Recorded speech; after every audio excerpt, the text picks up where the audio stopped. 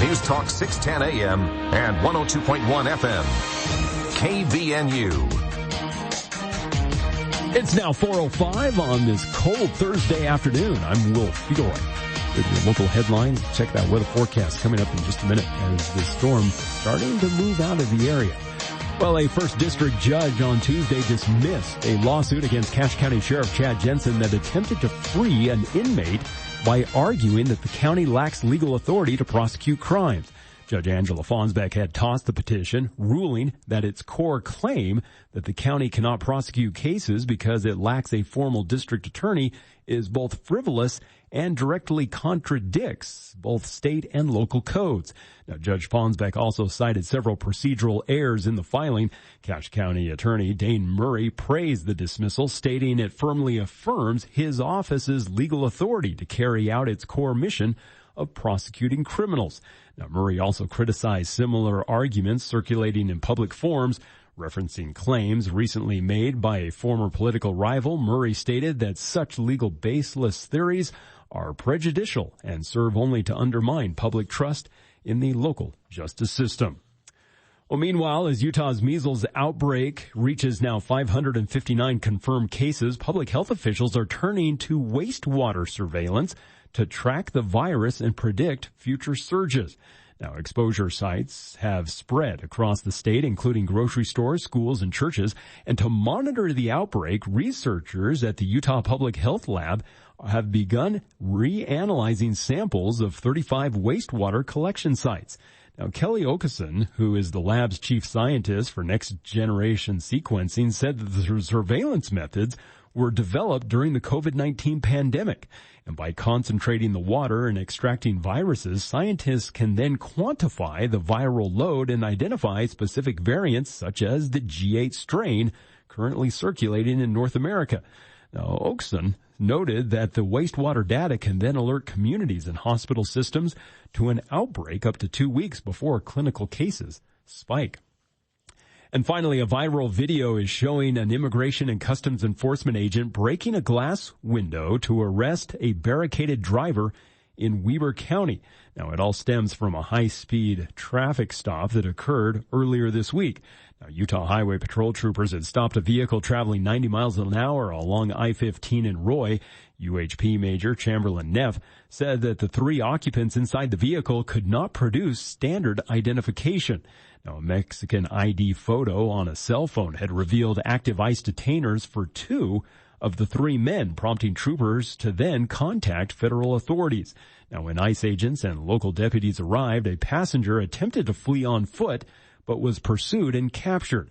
Now, the driver barricaded himself inside the vehicle and refused to exit. Now, Neff said at that point an ICE agent broke the window to force compliance and open the door. Now, the driver and the fleeing passenger were both arrested on federal detainers, while the third man who filmed the incident was arrested for interfering with a peace officer. Well, weather-wise, it's felt more like winter today than it did spring, as that snow that came through not only brought some moisture, but also some colder temperatures. We went from the mid-40s this morning down into the low 30s, and we'll stay right around the high 30s the rest of the afternoon as this storm is beginning to move out of the area. Tonight we'll see temperatures drop into the low 30s. Tomorrow, mid-40s, sunny skies by the afternoon, and then more sunny weather headed our way for the Easter weekend. And weather brought to you by the Allies Law Firm. The Allies Law Firm brings strategy, strength, and experience for your estate planning, resolving marital conflict, or courtroom battle. You can trust the attorneys at the Allies Law Firm. And I'm Will Fielroy for KVNU News. This is Matt Robbins with Quality First Insurance, and we are now Alera Group. This is great news for you. Now you have more choices and strength of a top national broker in your corner with our local personal service. Every situation is unique. Now we can tailor coverages from deductibles and limits to risk management, so it fits you even better. Let's compare options and tighten your program. Same friendly faces, same local office. Call 435-752-0101. Where you find out. News Talk KVNU 610 AM and 102.1 FM. When it comes to your ear, nose, and throat care, you deserve expert treatment from a board-certified physician. I'm Dr. Andrew Goetz with Intermountain Budge ENT Clinic. Along with my partner, Dr. Matt Wilson, we provide comprehensive medical and surgical care, creating personalized treatment plans that fit you. With seamless coordination between specialties at Budge Clinic, your care is truly connected. Our convenient online platform makes scheduling and communication easy. Call Budge Clinic ENT today, 435-716-1420. Local care with Intermountain expertise. KVNU's For the People with Jason Williams and Bill Walter. And it is Utah known as the fraud capital of the world. Not because we have more people committing fraud, but because we have so many people falling for it. Going beneath the headlines and connecting you to the newsmakers. The radio is a great way to get the word out to a lot of people in an emergency. So we thank you for your help and being a partner with us. For the People on News Talk KVNU 610 AM, 102.1 FM, online at 610kvnu.com and on the KVNU mobile app. Welcome to KVNU's For the People. It is Thursday, April 2nd. I'm Jason Williams. Thank you for tuning in. 35 degrees here at the Radio Ranch. Roughly 20 degrees cooler than it was yesterday at 4 in the afternoon. Just unpredictable here in Utah every spring. I hope everyone's having a great day. We've got a lot coming up on the show today. Fundraising numbers out for the congressional race. We'll let you know who's really, at least as far as the donors go, attracting the most attention in the second congressional district, what is likely going to a primary race. And we've also got an update from UDOT on, yes, flying taxis coming to the Logan Airport much sooner than anyone thought. The question is, does anyone want these? Well, that's my question. We'll talk about that in hour 2 of today's show. Here in hour 1, it is Thursday. It is 4 o'clock. It's time for this week's episode of the For the People Theater Hour with Charlie Schill here in the studio. And this week also special guest joining us in the studio, Dallas Aksoy. We'll be talking to Dallas in a bit about what she's involved with, which you're going to be excited about. And Charlie, you and I were talking about, we both had a chance to see Hadestown Monday, Tuesday. I ran into Wendy Hassan, and her first words to me, she recognized me, she turned to me and she said, we sold out a 2 in the afternoon matinee on a Tuesday in Logan. She was so thrilled by that, but yeah, and you know, not on the cheaper side, ticket wise, a touring Broadway show, of course, you know, Wendy doesn't get to set the prices. But yeah, she was just thrilled by that. But yeah, they sold out 3 shows, but one of them was a 2 in the afternoon on a Tuesday, and it was pretty amazing. What I was surprised at was the number of high school and college age students that were in the audience Tuesday night. Really? That was an expensive show to go see. And they were there, and wearing their Hadestown T-shirts and bringing all their paraphernalia that they wanted somebody to sign. I felt a little left out because I realized that there was like this fan base, this cult following for the show. Obviously. And I was not one of them, so I felt underdressed. But yeah, an amazing show. And for the music alone, I joked that I would see the accompanying band, which is part of the show. They're on stage the entire time. I thought it was interesting that for a Broadway show, it was a very static stage, other than some movement at the very back. Well, how much can you do if you're traveling? Yeah. And it kind of made it better, I think. I enjoyed that. They had to work around this non-moving stage and yet rely on you to kind of, you know, fill in the gaps in your imagination. I sort of like that. On Broadway, they had a turntable on the stage, didn't they, Dallas? Yes, they did. Sort of like we're going to bring you into the conversation one way or the other. We should actually turn to her because we learned before the show that Dallas actually saw this. Yeah, she saw the show on Broadway.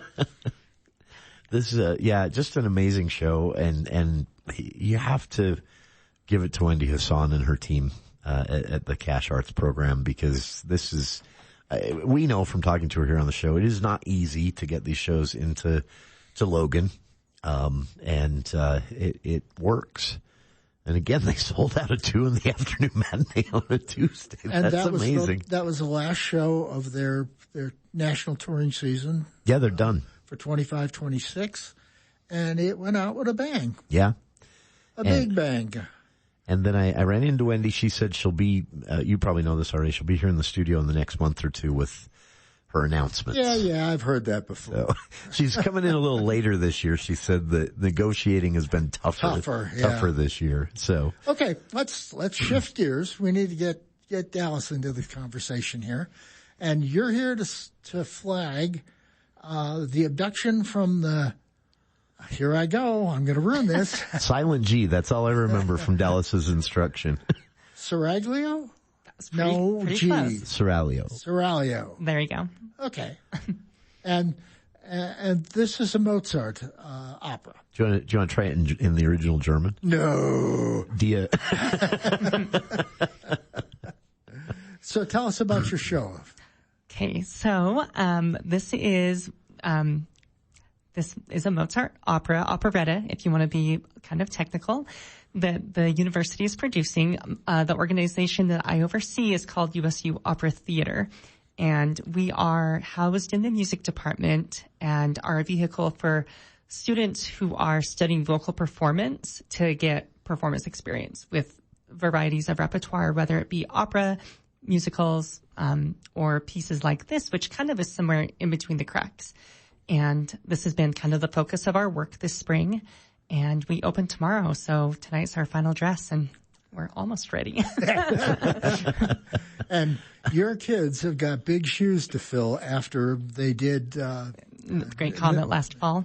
Pierre, Natasha, and the Great Comet of 1812 at Lionheart Hall, and that was some show. Oh yeah, they did great. That was and Lionheart Hall as well for a location. The staging was so unique. Thank you. With them all running around and you came in about an hour early and had a like hors d'oeuvres, yeah. and then the show was just dynamite. Well, I'm so glad to hear that. We had a lot of fun with that. I've been wanting to do that show for a long time. So. Was that really, very quickly on the topic of that show and Lionheart Hall? That had to be a unique challenge to intermix with the audience, and I mean it was a necessity, right? Because of stage space, but it worked really well. But that had to be nerve-wracking from a planning side, right? Yeah, and in many different aspects. You talk about the staging, when you're playing in the round, you don't ever want to close off, as the actors. So they have to be really considerate of where they're focusing and always trying to catch in all the audience. But it's also challenging for sound because there's lots more opportunities for feedback. Oh, sure. When they're with the mics and the speakers. And even for lighting, there were really some unique challenges that our lighting designer faced in that space with the lower ceiling and trying to not shine lights into audiences' eyes. There were so many, it worked great. We chose the space for that show, specifically for that show. Interesting. But it was lots of little things that I didn't necessarily expect. And of course, there's the issue of stage fright when you're right in the audience. Literally. Yeah. Yeah. That is, so this new show, starting tomorrow night, this Abduction of Seraglio, my only knowledge of this, in one of the few music classes I took at, Utah State University, I remember being told by the professor, the instructor at the time, that this was the, origin. He described it as the origin story, if you want one, for the modern musicals everyone knows. And he listed, he talked about Oklahoma and South Pacific and West Side Story and all of these. He said, this was the first one of those. Yeah. Is that a fair way to sort of describe this opera? Yeah, I think it's a really good characterization because it kind of, bridges the gap between traditional opera and modern contemporary musical theater. Can I explain how? Sure. I'll try not to go too deep into detail. We love detail here. Put my teaching hat on for a minute. So traditionally opera is sung through with little to no spoken dialogue. This type of piece, which is technically called a Singspiel, which is the German term for the genre, which literally means like sung play. Okay. They typically have spoken dialogue interspersed with songs. So in that regard, it's much more like modern musical theater where the actors mostly are speaking and then they sing when they need to sing. Okay. In addition, because the piece is from the late 1700s, it is classical in style, but it's different than lots of Mozart's pieces in the sense that a lot of the music even is less formal in structure. There's pieces that are a little bit more hearkening to the popular styles of the day, if that makes sense. Okay. So yeah, it is, in a very large way, this is kind of, but I guess the one thing I would say that your professor I think this type of music where there's been music with words has really existed throughout the history. And I can't say that this was the start of it, but it's not really what people expect when they think of a Mozart opera. Sure. And I assume at the time it was considered a risk to put something like this together, considering what was expected from audiences at that time. Yeah, well, it's interesting you say that. I actually think, so this type of music, I don't think the format with the spoken dialogue and singing was so much risky, but the subject matter, oh really? I think was maybe a little iffy, but I think that was part of what made it one of his best-selling shows during his lifetime. And that's because it is set in the Ottoman Empire and Austria, or Vienna, it wasn't actually Austria at the time. These regions have been besieged by the Ottoman Empire at their doorstep for hundreds of years. So to set a work in, just maybe 100, 150 years after kind of the empire had, was a real threat is actually a little risky. Really? I think, but I think that also made the piece more popular. Sure. So. And plot-wise, it's kind of an action movie. Oh, yeah. 100%. Which you don't hear in conjunction with opera often. It's an action comedy, though. Yes. Oh, sure. Yeah, that's another kind of defining factor of this Singspiel genre is that they tend to have more comic elements. That's interesting. And this one's definitely funny. For listeners, this is opening tomorrow night at 7:30 at the Utah Theater. Mm-hmm. It plays April 3rd, 6th, 9th, and 11th, and performed by USU Opera Theater students with the USU Symphony Orchestra in English and with English subtitles as well as an option. And we have here in the studio with us the director of this production, Dallas Aksoy. And this is an opportunity for people to get out and Charlie and I talk about this all the time. We're really spoiled here in Cache Valley. Between the university, the 4 or 5 different production companies, what Wendy, Hassan, and crew are doing with the Eccles, you don't usually see this level of content in a community of this size. You would normally have to go to Salt Lake to experience some of these things. So, I think this is a great example of that, to get out and see, an opera of this style. And, how long now have you been working on this with the students? So we started rehearsals in January. Oh, wow. Yeah. We actually were going to do another piece this semester. This was kind of a last minute change. Really? Yeah. So it was actually during the semester break when we finally decided to switch this out for another piece, based on the students that we have and wanting to give them a chance to do Mozart. So yeah, when the semester started, we jumped into music rehearsals and every week since, except for spring break, I guess. That is very cool. This is, again, USU Opera, The Abduction of Seraglio. Now I can't do it. Seraglio Yes. by Mozart. And this is, for those curious, USU always includes an age recommendation with these, like kind of like a rating for a movie. And they're putting this one at 8+. And of course, general rules, no children under 3 permitted. That's out of respect for everyone that's going to make the time to be there that night. But it gives you an example of who this is appropriate for. So, kind of an all ages style event. There's not a lot of, if we were to go with a equivalent movie rating, I would say PG, maybe PG-13. There's nothing. The only maybe sensitive topic is that of just the harem, sure. The historical concept of that. So. I always have to point this out too. Another way that we're spoiled with Utah State University right in our own backyard is $13. These are. For the amount of talent you've got on stage, it's a bargain. This is a very cheap outing for the family, and of course the Utah Theater. The Utah Theater is one that there isn't really a bad seat in that entire theater, so just a great opportunity. And as far as directing something like this goes, what stresses you out the most as a director as you're putting something like this together? Because I know you're working with students whose voices you've already vetted and proofed. You know where the talent is in the students you're working with, but then you have to decide who goes where. Right. With this piece, casting it wasn't too much of a challenge. We had a pretty clear idea of who was going to be best suited for which role.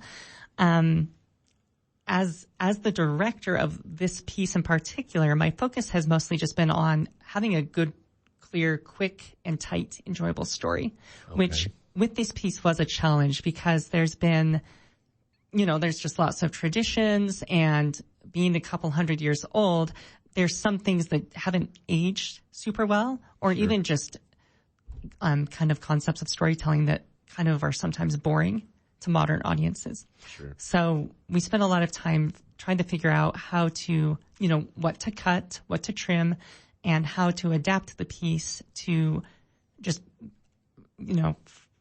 from my perspective, to just be more enjoyable as a viewer.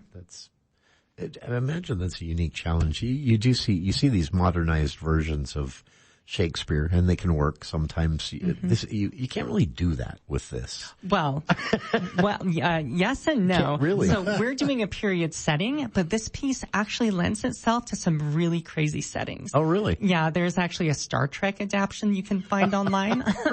I think it was San Francisco Opera or some a company in California completely changed it so it takes place in the Star Trek universe, and it works great. It's hilarious. Who dies in the red shirts, though? Oh, well, exactly. All of them. I really want to see that now. It's on YouTube. That sounds great. So, we didn't go that route. We're doing a more period setting. Sure. But the piece, just like you mentioned, it kind of a heroic rescue story. You can put it in a lot of different times and places. That is very cool. This is, for listeners, the general plot of this is, a young man after his fiance, his, servant and, his fiance's chambermaid are captured by pirates. I mean, that you can kind of stop there, right? That's the pitch for going to see this. Right. It has pirates. Well, so what you're describing now actually happens before the opera even starts. That's the setup for the story. Is that okay? Mm-hmm. That is, this is also a really interesting, piece because it is, as you mentioned, it's based on a pretty turn point event in history. Mm-hmm. Interesting. I'm curious now about that being a bit controversial to include that part of the story at the time that this was first written and produced by Mozart. Well, and can I say one more thing about that? Sure, I think please. One of the reasons that it is controversial, and I didn't really get into this earlier, is because, the Europeans, it's kind of an us versus them mentality, Christians versus Muslims, because the Ottoman Empire was a Muslim majority country, or empire, I should say. I think the Europeans tended to look down upon the uncivilized barbarian Muslims. But in this show, it kind of turns that on its head. And I don't really want to give away the ending. Sure. But the response after they try to escape the palace and are caught, the response from the Pasha, which is like kind of a minor sultan, is not what they would expect. Really? So the librettist and the composer are really playing against the typical audience expectations of the day. That's very interesting. Yeah. That was, and Mozart not known for that. Well, Mozart, I think, liked to mess with people's expectations. Kind of push buttons a little bit. Yeah, he took lots of opportunities in his staged works to surprise and speak against, I think, societal norms. So I would say this is par for the course with regard to that, but it definitely did rile feathers in his lifetime. That is very cool. This again is opening tomorrow night at the Utah Theater, USU Opera's The Abduction of Seraglio. And this is a musical of the comedy style, but again with the opera voices and opera production and dirt cheap. April 3rd, 6th, 9th, and 11th at 7:30 at the Utah Theater. For listeners interested in tickets, I've posted a link to the ticket purchasing page, but you can just visit Utah State Aggies, click on events there, and find it as well for the Utah Theater. UtahTheater.org also has a link to the ticketing site. And we'll be back with more of the For the People Theater Hour with Charlie Schill, and special guest this week joining Charlie and I, Dallas Aksoy of the Opera Theater, the director, of this opera and the USU Opera School. So we'll be back, continue our discussion right after this.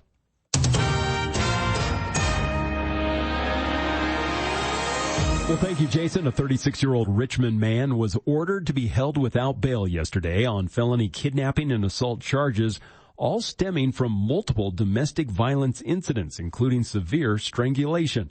Now, Anthony Morgan Jones was booked into the Cache County Jail on Tuesday. His charges include first-degree felony aggravated kidnapping and second-degree felony aggravated assault. Now, according to court documents, investigators uncovered a history of abuse while reviewing an August dispute. Now, a probable cause affidavit alleges that during a July altercation, Jones had trapped a woman in a closet and strangled her until her vision blackened and she coughed up blood. Now, the victim also reported a November 2024 incident where Jones allegedly wrestled her to the ground and repeatedly punched her face when she attempted to leave their residence. Now, Jones is now under a court protective order to have no contact with the alleged victim and is scheduled to return to court coming up April 8th. And the rocket boosters that are designed and built right here in Utah played a critical role yesterday in launching NASA's Artemis II mission, sending 4 astronauts on that 10-day journey around the moon. Now, the massive solid rocket boosters manufactured by Northrop Grumman at their Promontory location helped to lift the 6 million-pound rocket. Now, the flight marks the first crewed lunar mission in over 50 years. University of Utah professor Sasha Pramelia had said that unlike the Apollo program's exploratory focus, Artemis is aiming to establish a sustained lunar presence. Now, the mission serves as a crucial stepping stone for Artemis 3, which plans to return humans to the moon to build stations and habitats. And finally, officials at Hill Air Force Base are reminding the public that the installation and its testing ranges are strict no-drone zones. Now, small unmanned aerial systems are federally prohibited from flying over the base, the Utah Test and Training Range, and also the Little Mountain Test Facility. Now, authorities are warning that unauthorized drones can interfere with military aviation, disrupt national security missions, and they also pose significant hazards to air and ground personnel. Now, according to Colonel Dan Cornelius, he said that flying in a designated no-drone zone isn't just against the rules, it's dangerous. He notes that drones operated in their airspace endanger their personnel and jeopardize the sensitive work that they're doing. Now, violators face severe consequences, including civil penalties, substantial fines, and also potential criminal prosecution. Now, base officials are coordinating with local law enforcement and the Federal Aviation Administration to actively enforce those restrictions. Well, it felt more like winter today than it did spring, as the storm brought some very cold temperatures. We've been in the mid to low 30s most of the day today. We finally got into the high 30s. And now tonight, going to drop back into the low 30s as the storm will start to move out of the area. We'll see a few clouds overnight into tomorrow. Then temperatures for Friday expected to be right around the mid 40s. We'll start to see some sunshine by Friday afternoon, and that's going to be the taste of what Saturday and Easter Sunday have in store for us, as we're going to enjoy a pretty nice spring-like weekend, Saturday and Sunday, with temperatures right around the mid to low 60s. And it's Matt Robbins now with the Alera Group that brings you our weather. If you're confused about coverages and rates increasing, Matt Robbins with the Alera Group has the answers to your questions. Give him a call at 752-0101. And I'm Will Feelwright for KVNU News. ABC News, I'm Michelle Franzen. Pam Bondi is out as Attorney General. Sources tell ABC News President Trump grew frustrated over her handling of DOJ cases involving perceived political enemies and also criticism over the Epstein files. Attorney General Todd Blanche now serving as acting AG. Here's ABC's Pierre Thomas. Todd Blanche, the acting Attorney General, is a person who has, played a key role in the DAG position, Deputy Attorney General. They essentially run the building on a day-to-day basis in terms of major cases. So there will be a relatively smooth transition in that regard. But there are major issues that the Justice Department has to confront, and now there will be for Todd Blanche to deal with, as well as the politics. Oil prices surging again today following President Trump's address, signaling the war with Iran could last at least 2 more weeks. After orbiting Earth, the Artemis crew preparing to rocket toward the moon. NASA says its crucial translunar injection burn is a go for tonight. This is ABC News. Did you know you can cut your Rocky Mountain power bill by 40 to 50% without a single solar panel? With the new time of use rates, power is 4.5 times more expensive in the evening, but cheap during the day. At Greenbox Solar, we install smart home batteries that charge up when electricity is cheap, then power your home during peak hours. Solar is totally optional and can be added in the future, but savings are guaranteed. Drop by Greenbox Solar's showroom in South Logan to see the hardware for yourself. Visit our website at poweredbygreenbox.com. Bringing Wall Street to Main Street. From your local experts in downtown Logan, this is the Adams Wealth Advisors Market Report. Hi, this is Brooke with Adams Wealth Advisors. After weeks of selling pressure, the market finally caught a break. Stocks and other major assets rallied strongly over the shortened 4-day trading week as investors grew more optimistic about a potential reopening of the Strait of Hormuz. That optimism was driven in part by comments from President Trump, who has repeatedly suggested the conflict could come to a swift end.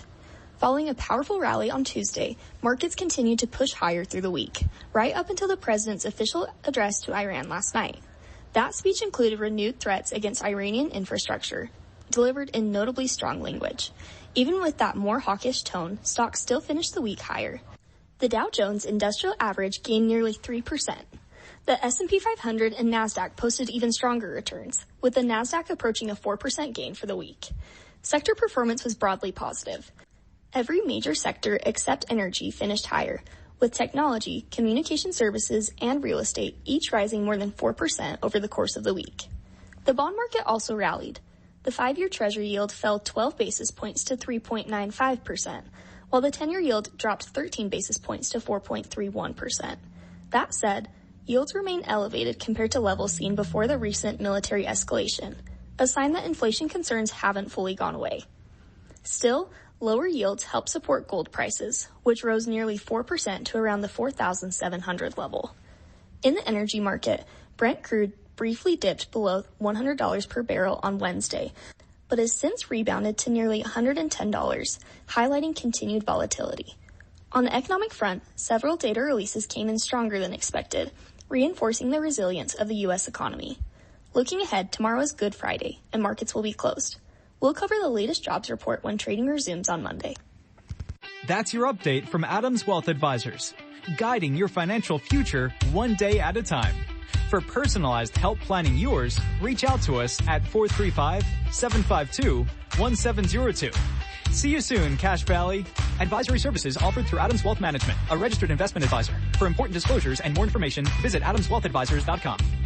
I swear, every dad thinks the thermostat is a personal challenge. You turn it up, 5 minutes later, he turns it down. If you're warm, he's losing. You know what I'm talking about, right? But here's the thing. Dad might not be wrong. You might just need better insulation. Call Cardall's Insulation. Honestly, most homes are not adequately insulated. Cardall's uses high-performance insulation that stops cold drafts and keeps your home warm so you don't have to blast the furnace. Call Cardall's Insulation at 755-5012 and call a truce with Dad, 755-5012. We're here with with Chuck, founder of Dollar Loan Center. It looks like you have some fancy new locations around Logan and Ogden. Yes, sir. We're right next to McDonald's on US 89 in Logan and in Ogden on 12th between Lincoln and Washington. We dig this area. But the best part is saving the drive altogether and applying from the comfort of your couch at don'tbebroke.com. I kind of like stopping by. Good call, and it's really worth the drive. We've been processing our $5,000 short-term loans over 28 years, and our customers just love doing business with the DLC.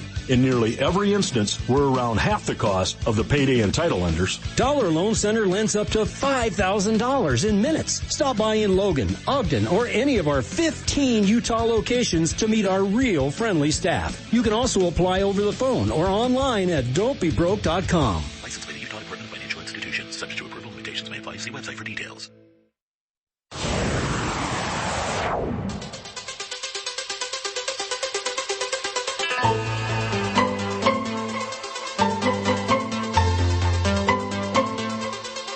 Welcome back to KVNU's For the People. It's the For the People Theater Hour with Charlie Schill here in the studio. And this week, Charlie brought a friend, special guest joining us, director of something opening tomorrow night at the Utah Theater, The Abduction. Whoops, let me actually go back there. I posted this to our Facebook page. The Abduction of the Seraglio. And this is a Mozart opera of a comedic style. Singspiel. Singspiel, which I can pronounce that one. This is it's a style of storytelling that you know, as early forerunner of musical theater as we've got it now. Sure. So there's talking with singing, but also a story that maybe has more, at least for the time, more popular elements involved. And again, this is kind of a for the whole family event, and the talent on display. I won't even try to describe it. I'll let Dallas and Charlie do that. But I'll just say this: this is a very talented group of students, and this is Dallas. This is kind of exactly that. It's a time for the students to kind of show off a little bit, right? Oh, definitely. And this piece really gives them ample opportunity. Mozart wrote this piece, especially for the female leads. They are doing so much like vocal fireworks and coloratura. Really? Yeah. They're singing like the highest notes possible very quickly and often, like frequently. It's not just one aria that has a high note. They're littered. The piece is filthy with it. That's very cool. This is UtahTheater.org has a link to the ticket sales site, but you can also visit Utah State Aggies, click on events, and find it there. It opens tomorrow night and plays tomorrow night, Saturday night, and then the next Thursday and Saturday. Do I have that right? Yeah, we're tomorrow night, and then next week we're Monday, Thursday, and Saturday. Yeah, so tomorrow night opens again on Monday, again on Thursday, again on Saturday, and links where you can purchase tickets on the Facebook page. And Charlie, I feel like with all my questions and excitement about this, I've kind of dominated the conversation. So I'll shut up and let you get your questions in now. It's not a big problem. I'm excited about this one. It's a unique thing that we don't see as often. So now, Dallas, part of the point of doing these shows is to give your students an opportunity to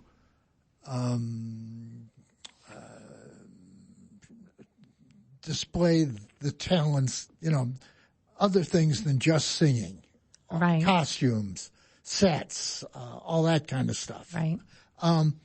And you've blazed a big trail. I mean, not just the Great Comet at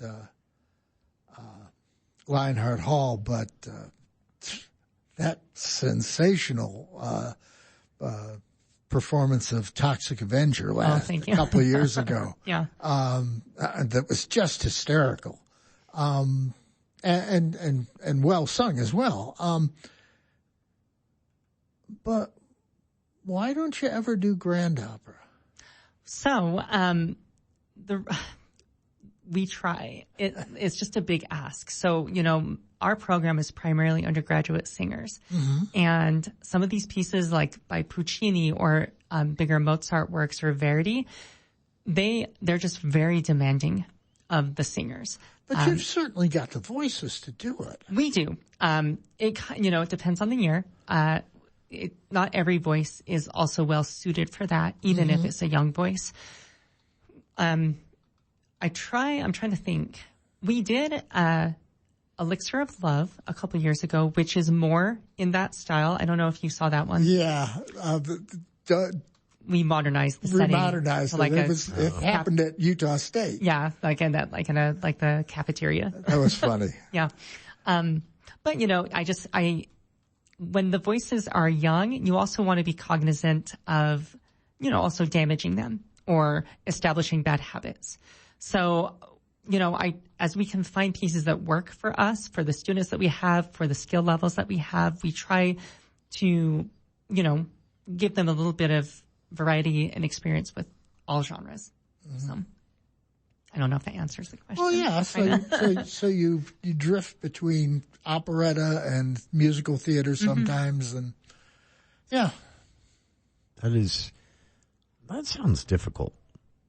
Jumping back and forth between. I mean, these are so. A lot of people have this idea of you hear opera and you just think opera, but there are all these different styles and I couldn't sing any of it.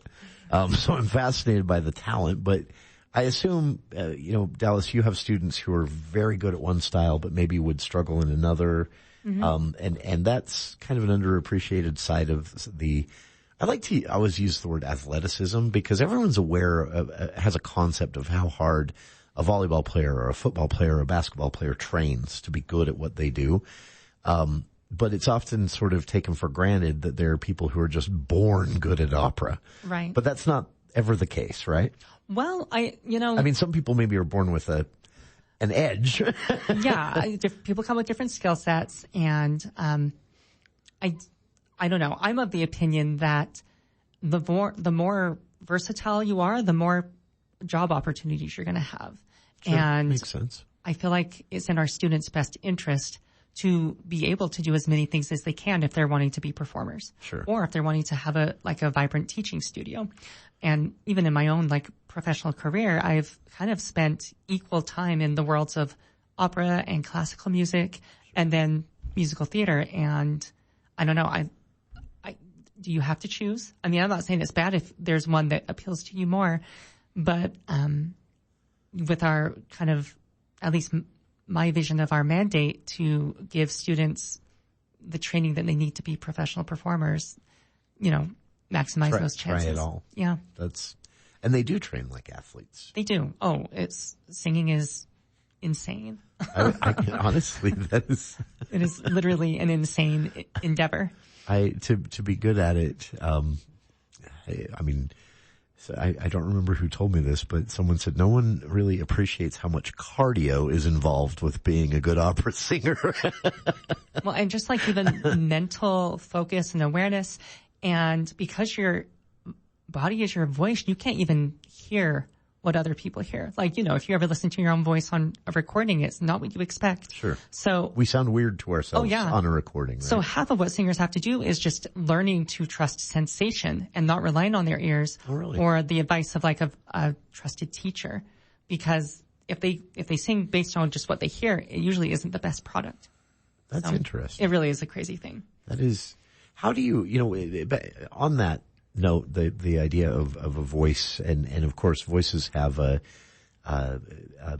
finite point where you've used it too much. You need to. So how do you balance, aggressive rehearsal for something like this to open tomorrow night with a perfect show, and yet at the same time making sure you don't burn everyone's voice out before. That's a challenge. Yeah, that's a major consideration, and it's part of the learning experience for our students, even with this show, because the piece I've mentioned is pretty vocally demanding, and especially for the principals who are basically on stage throughout the entirety of the show, they sing a lot and they sing high. And this week we started evening rehearsals on Monday. They've had literally 1 or 2 days off in the last 2 weeks where they haven't been singing, not at least a big part, if not all of the entire show. Oh, wow. So, the singers have to be smart about managing their vocal capital and stamina. And one of the techniques that they use for this is something called marking, where they will often sing their part an octave lower or at like half volume. So just to give their voices a break, Take some of the stress off. Mm-hmm. And this is they have full expression, they have full intent, and it's just a way to kind of put like a placeholder before you get the real thing. So that makes sense. Honestly, it's a fascinating skill for a person to have, and the work they put into being good at this, again, deserves a lot more attention than I think it gets. For listeners, again, this opens tomorrow night at the Utah Theater. I've posted a link to the ticket page where you can purchase tickets dirt cheap for the USU opera production of The Abduction of Seraglio, and a Mozart piece that is again, for most people is going to feel a bit different than what the average concept of an opera is, but very much in the same style, voice-wise and movement-wise. This is, Charlie and I have talked about this before, it's the most fun aspect of opera, is just being caught up in the music. Whether you mean to be or not, it always happens. So check it out. Our guest here in the studio again, joining Charlie and I for the People Theater Hour, is Dallas Aksoy, and we'll be back with more right after this. This is Chris White, local manager at Valley Recycling. Every day at our clean and friendly yard, we take in your recyclables and pay you cash. We pay for aluminum cans and other metals. We take your old cars, appliances, copper, brass, aluminum, and steel. Just drive in, drop it off, and get paid. And if you need help cleaning up your recyclables for commercial, industrial, or on the farm, we can help with our fleet of trucks and containers, offering the best pricing for all your metal recycling. Valley Recycling at 145 North, 10th West in Logan. Look, let's clear something up. IV therapy, hormones, peptides, ozone, this isn't about luxury wellness. It's about function. This is Dr. Josh Red with Red River Health and Wellness, and we're expanding our services to include these advanced therapies that support how your body actually works. Low energy, inflammation, hormones, recovery, immune health. These treatments are used intentionally with medical oversight and integrated into our existing approach to whole body care. If you're tired of quick fixes and vague answers, this is something different. This is about supporting your health at a deeper level so you can feel better, think clear, and live stronger. Red River Health and Wellness, because your health deserves more than guesswork. Learn more or schedule a consultation at redriverhealthandwellness.com. Call Red River Health and Wellness at 855-55-RIVER. Call Red River today. I'm Jace Allen, founder of Allen Law. My focus has always been helping families protect what matters most through meaningful estate planning. I've now joined forces with attorney mediator Chris Guyman of the Conflict Resolution Center and seasoned litigator Sam Goebel to form the Allies Law Firm. Whether you're planning ahead, resolving marital conflict, or facing a courtroom battle, we bring strategy, strength, and experience together under one roof. Because when it matters most, you deserve the Allies Law Firm. Call the Allies Law Firm today. We plan, we fight, you win.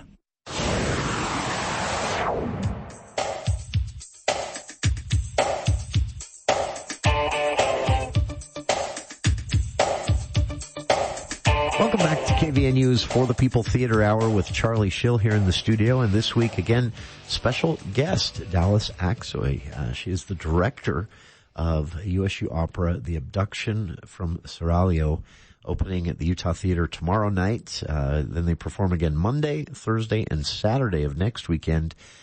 Tickets are cheap. They are available now, and you can get them if you go to Utah State Aggies, click on events. You'll see it actually is the first event listed there for tomorrow night. But you can also follow the link at utahtheater.org or find them both on our Facebook page for the show.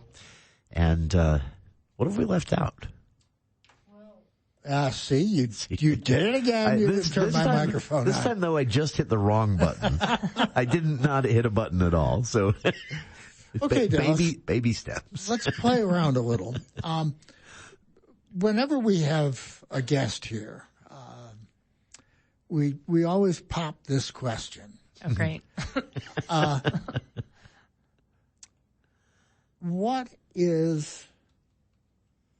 what show would you like to perform most, but you'll never be able to do it here? Oh, that I want to do that I never can do? That's a great Well, okay. Well, I was just listening on the way into work this morning, and I'm going to qualify this statement. Never say never. So if in 10 years I come back and we're like, hey, Dallas, so you said you're never going to do this, but there's a musical called Bear, which I think is a really beautiful story that I think has some content that maybe could be a little hard for our students and community. But I think it's beautiful. So it's a contemporary show and deals with just some topics that, aren't as big of deals for Utah communities based on, standards here. So it's called Bear? It's called Bear. Yeah. That's interesting. The thing that we had, Celeste Bayo in a couple of weeks ago, and I asked her that question and she said, I'd like to do Chicago. Okay. Yeah. Yeah. And maybe you could do Chicago here if you got rid of all the costuming and went ahead and did it. Yeah, my choice is in a similar vein to that, So. The one that I always say that I would love to see, and of course the impression, the assumption here is that it's a local company performing, is Company. Yeah. But it's so cynical. Yeah. And so anti-family that it would have no audience here. Yeah. It can be a hard sell. Yeah. Especially if you're relying on ticket sales. That would be. Well, yeah, that's one of the tricks. Yeah. Is you have to fill the seats. People at the university don't really have to fill the seats. I know. We have a very big advantage in that regard. So we are able to program repertoire without being as worried about recouping investment. Yeah. Which is why we did Toxic Avenger. Which was great. And we did a show called The Rape of Lucretia. I don't know if you were able to see that. Sure, I saw it. Which, have some content that would be harder for a company that relies on ticket sales to program. And at that level of experimentation, obviously there is an audience for that, even here in Cache Valley, based on, just the people that Charlie and I see when we go to these shows. But also it reminds you that this is an education program for the students. Yeah. This is, and I that's really the hope primary purpose of it is to educate the students. Correct. So that they leave with some skills they can take and run with. And, I really hope you get a chance to produce this, Bear. Are you looking it up? It's a pop opera set at a Catholic boarding school. Yes. I would see that. Honestly, it's a beautiful show. A pop opera. Yeah. Very cool. Yeah. This is, honestly an opportunity to get a chance to talk to you and get behind the scenes a little bit on this. And so you leave here and you go to your final dress. Mm-hmm. And then does everybody just kind of take tomorrow off until the show at 7:30? Well, we don't have rehearsal, but they still have classes. Oh, that's right. They're all students. Yeah. And many of them have jobs. So maybe they're not going to sing a lot, but they're going to be doing stuff. They're going to be busy all day and then around 7:00 roll into the Utah Theater. Yeah, I'll probably call them at 6:30, but yeah. That is amazing, honestly. Again, tickets are available now for this. USU Opera's The Abduction of Seraglio, by Mozart at the Utah Theater, opening tonight and then playing again Monday, Thursday, and Saturday of next weekend. All shows at 7:30.